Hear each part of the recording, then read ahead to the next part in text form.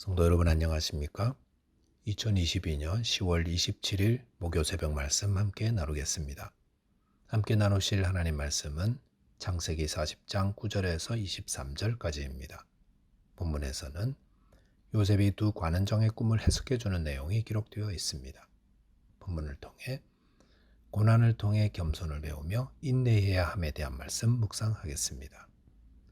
첫 절의 묵상할 내용은 고난을 통해 겸손을 배운다는 것입니다. 바로의 술 맡은 관원장과 떡 맡은 관원장은 자신들의 꿈을 요셉에게 이야기해 주었습니다. 본문 9절에서 10절 보시면 술 맡은 관원장은 꿈에 포도나무 세 가지에서 난 포도를 따 그 즙을 바로의 잔에 짜서 드렸다고 하였습니다. 본문 12절 13절에서 요셉은 그 꿈은 사흘 안에 바로가 그의 전직을 회복시켜 바로의 술 맡은 자가 될 것이라는 해석을 주었습니다. 그러면서 본문 14절에 보시면 당신이 잘 되시거든 나를 생각하고 내게 은혜를 베풀어 내 사정을 바로에게 아뢰어 이 집에서 나를 건져 주소서라고 하였습니다. 꿈 해석 후에 요셉은 술 맡은 관원장에게 도움을 구하였습니다. 즉 그가 잘 되었을 때 나를 기억해 달라라고 했습니다. 그리고 내게 은혜를 베풀어 주기를 구하였습니다. 또한 자신의 사정을 바로에게 말해달라고 했고 이 집, 즉 감옥에서 건져달라고 부탁하였습니다. 술 맡은 관원장에게 도움을 청하는 요셉의 모습, 얼마나 부드럽고 또 온유합니까? 이런 모습은 과거 아버지의 전적인 사랑을 받으면서 형들을 다스리게 될 꿈꾼 것을 아무 가감 없이 자랑하며 형들의 분노와 질투를 일으키던 모습과 얼마나 비교가 됩니까? 요셉이 어떻게 이렇게 낮아지고 겸손해졌습니까? 고난을 통해서였습니다.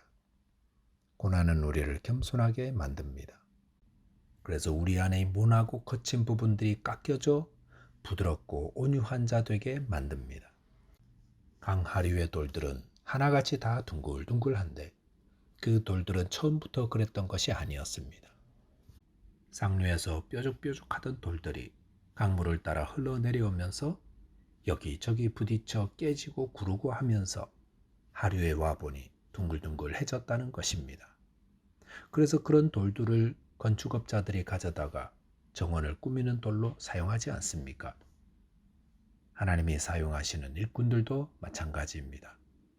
하나님은 겸손한 자를 들어 사용하십니다. 이를 위해 하나님은 고난의 강을 지나게 만드십니다. 모세가 자기 힘과 지혜와 능력을 믿고 이스라엘을 구해볼 거라고 나섰을 때는 아무것도 할 수 없었습니다.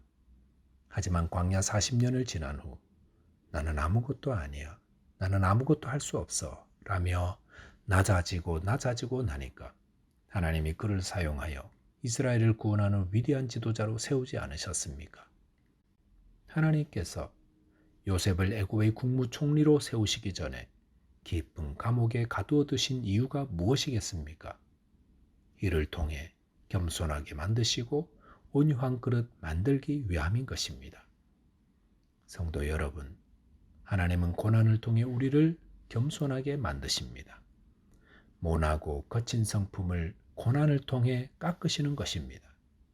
시편 119편 67절에 보시면 고난당하기 전에는 내가 그릇 행하였더니 이제는 주의 말씀을 지키나이다라고 하였습니다. 고난은 우리의 잘못된 행동들을 깎아내고 하나님 말씀대로 순종하며 겸손한 자 되게 만들어줍니다. 그러므로 하나님이 허락하시는 고난은 성도에게 큰 유익이 됩니다. 잠언 29장 23절에서 사람이 교만하면 낮아지게 되겠고 마음이 겸손하면 영예를 얻으리라 라고 하였습니다. 하나님은 고난을 통해 성도들 안에 남아있는 거칠고 모나고 높아진 마음을 깎아내시고 겸손하게 만드십니다. 그리하여 하나님의 일을 맡기시고 또 영예를 얻게 하시는 겁니다. 저와 여러분께서 고난을 통해 예수님 닮은 겸손한 자 되시기 바라겠습니다. 둘째로 묵상할 내용은 고난을 통해 인내를 배운다는 것입니다. 본문 16절 17절에 보시면 술 맡은 관원장의 꿈 해석이 좋은 것을 보고 떡 맡은 관원장도 자신의 꿈 이야기를 해 주었습니다. 그런데 그 꿈은 좋지 않은 것이었습니다. 그 꿈은 떡 맡은 관원장이 3일 안에 사형당한다는 것이었습니다. 그리고 본문 20절 21절에 보시면 바로의 생일날 바로는 모든 신하를 위하여 잔치를 베풀고 옥에 가두어 두었던 술 맡은 관원장과 떡 굽는 관원장을 불러내어 술 맡은 관원장은 전직을 회복시켜 주었습니다. 그리고 22절 23절에 보시면 떡 굽는 관원장은 매달리니 요셉이 그들에게 해석한과 같이 되었으나 술 맡은 관원장이 요셉을 기억하지 못하고 그를 잊었더라라고 하였습니다. 술 맡은 관원장과 떡 굽는 관원장은 요셉이 해석해 준 대로 되었습니다.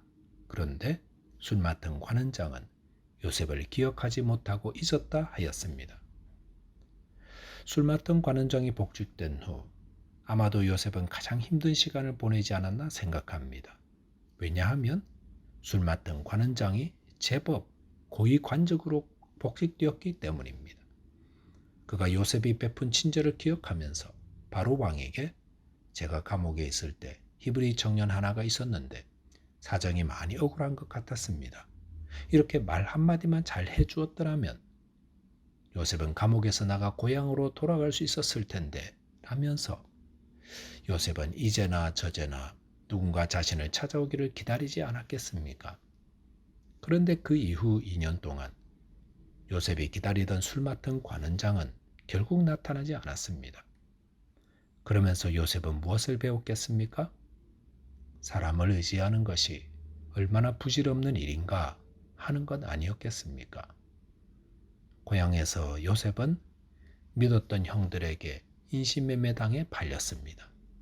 또한 7년 이상 성실하게 충성했던 친위대장 보디발도 그 아내의 말 한마디에 요셉을 감옥으로 내쳤습니다. 감옥에서도 지극정성으로 돌보며 꿈까지 해석해 주었던 술 맡은 관원장도 감옥에서 나갈 때는 마치 돌아와 도와줄 것처럼 보였는데 그 이후로 함흥차사가 되어버리지 않았겠습니까?